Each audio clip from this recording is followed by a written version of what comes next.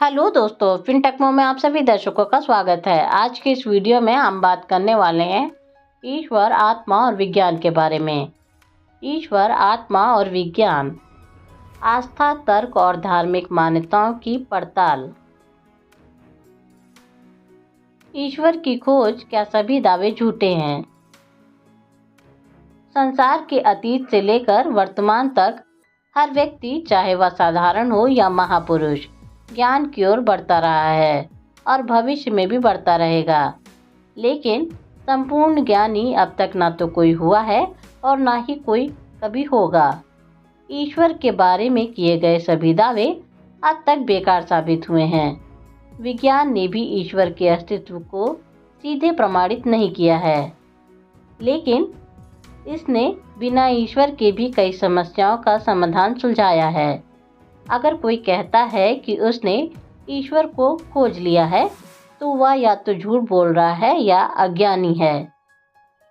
यह सुनने में कठिनाई हो सकती है, लेकिन सभी धर्मों के गुरुओं, योगियों और संतों के इस तरह के दावों को अज्ञानी कहना विनम्रता है, वरना सच्चाई इससे कहीं अधिक कठोर है। आत्मा का भ्रम, वैज्ञानिक सत्य और मृत्यु के बाद जीवन का यथार्थ। आत्मा एक बेहद खूबसूरत विचार है जो भले ही झूठ हो, लेकिन हमें यह भरोसा दिलाता है कि मरने के बाद भी हम फिर से जन्म लेंगे। हालांकि आत्मा का यह विचार मानवता के भले के बजाय उसके खिलाफ ही साबित हुआ है। जब आत्मा को लेकर विभिन्न अनुष्ठान शुरू हुए और आत्मा की शांति के लिए पाठ किए जाने लगे, तभी आत्मा के नाम पर प्रेत आत्मा, दुष्ट आत्मा, डायन, चुड़ैल और देवी देवताओं जैसे अंधविश्वासों ने जन्म लिया। वैज्ञानिक दृष्टिकोण से मृत्यु के बाद कुछ भी नहीं होता।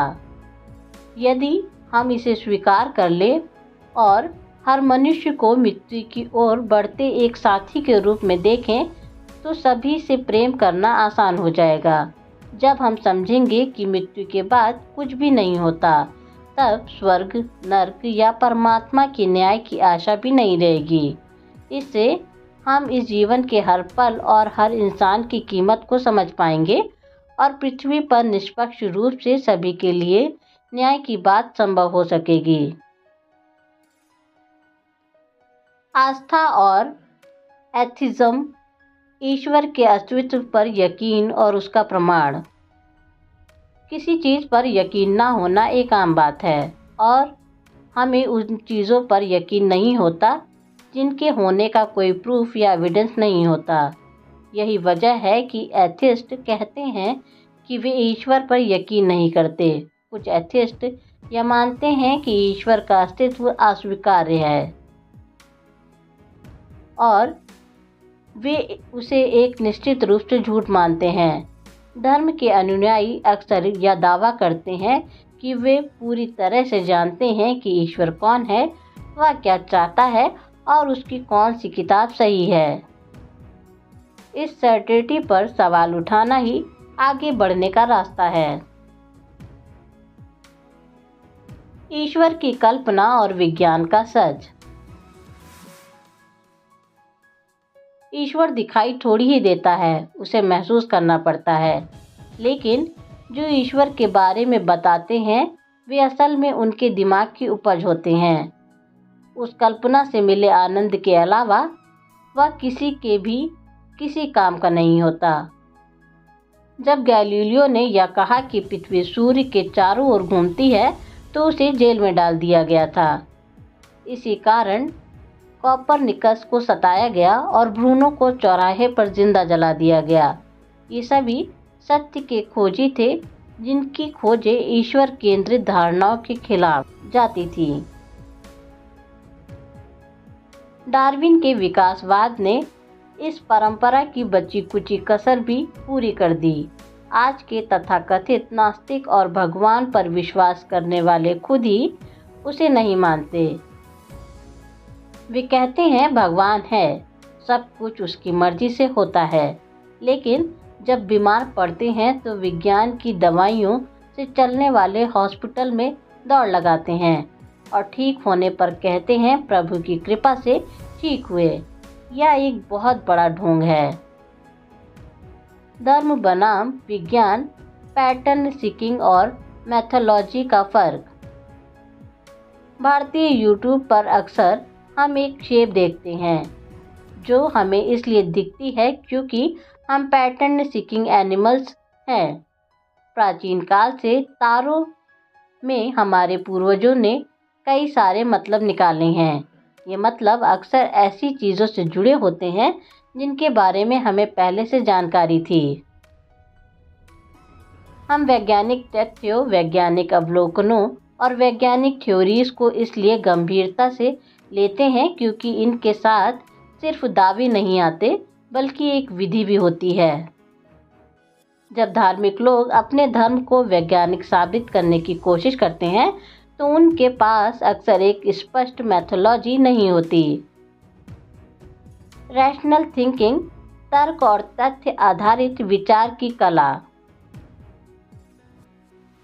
रैशनल थिंकिंग एक प्रक्रिया है जो तर्क और तर्क सिद्धांतों पर आधारित होती है।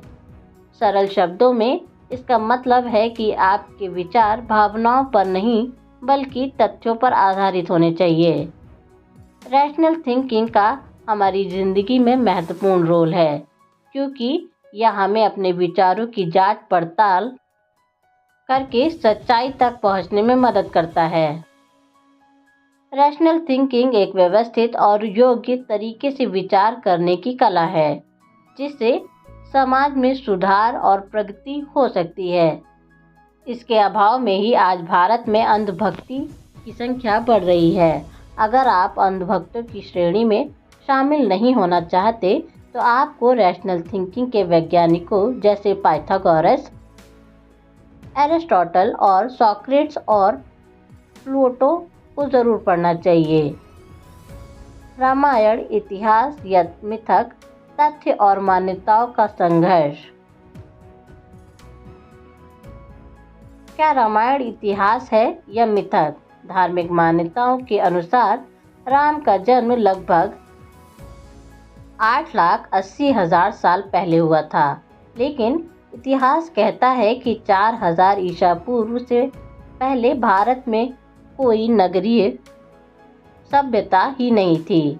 वही मिथक कहता है कि 5,114 ईसा पूर्व राजमहल हुआ करते थे जहां भगवान राम ने अपनी पत्नी को छुड़ाने के लिए राक्षस रावण की सोने की लंका जला दी थी।